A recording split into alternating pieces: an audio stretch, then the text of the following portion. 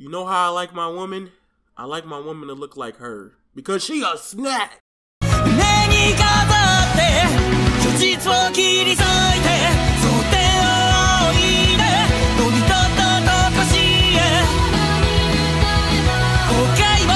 What's poppin'? What's really good, my people? I'm going to be talking about the evolution of Code Vein today. I ain't talked about Code Vein in a while. When I first saw the game, I was still iffy on it. I knew I was going to get it because of vampires, but now I'm really hyped. I got enough that says, yo, go ahead and pre-order or pre-purchase or do whatever you want to do when this game comes out. Go ahead and cop it. Now, I'm going to break down the things I noticed from the beginning of Code Vein to about September 2017, and we're almost close to 2018 of the game's release. Number one, the game did not have too much color. It was really dark. I get that the game is going for this ominous, like really post-apocalyptic world type of view, but it was really lacking when it first shown. I'll show a screenshot of what I'm maybe talking about. It didn't really have the vibrance in it. And that's something that makes me like love these games, you know, and there's various games that I love of that.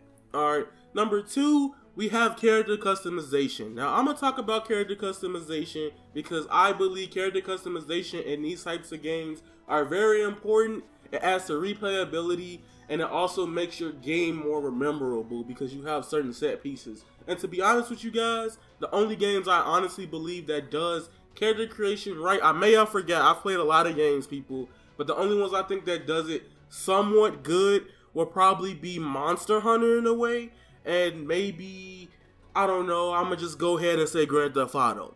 Now back on character customization, what this game does from its predecessors is generally it expounds on the idea of character customization by adding more details within the characters. If you see in the screenshot I'm gonna put on the screen right about now, you can see the detail. Yes, you got the details in the boo-boos. I'm just playing, in the boobies. So you got the detail, you got that, you can change the little gear, the little set pieces.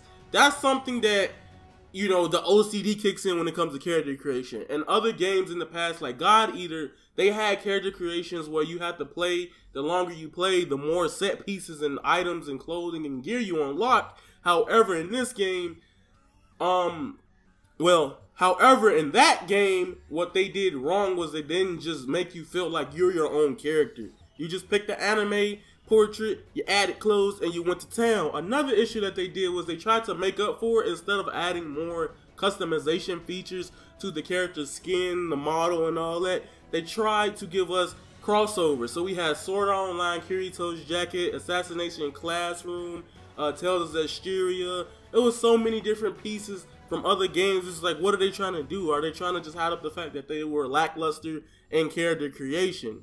Now, I'm a big fan of Code Vein already because little story time.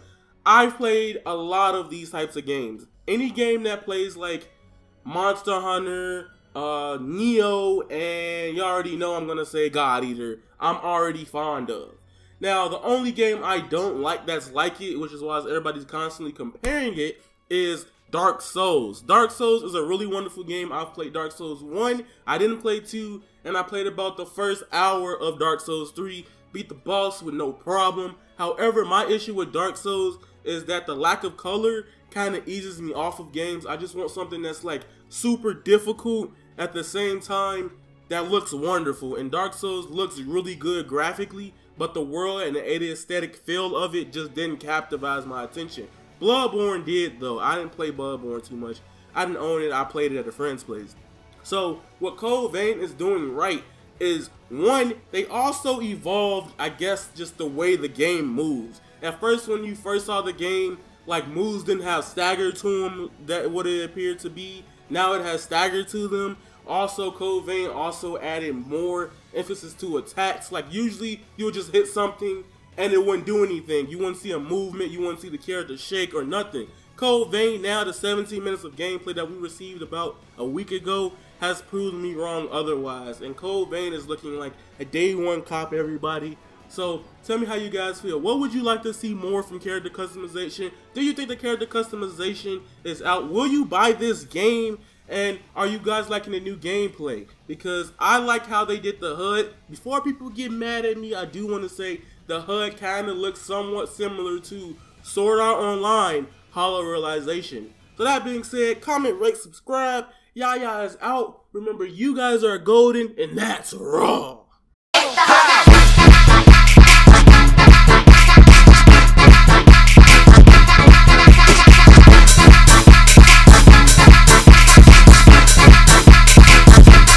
On the beat.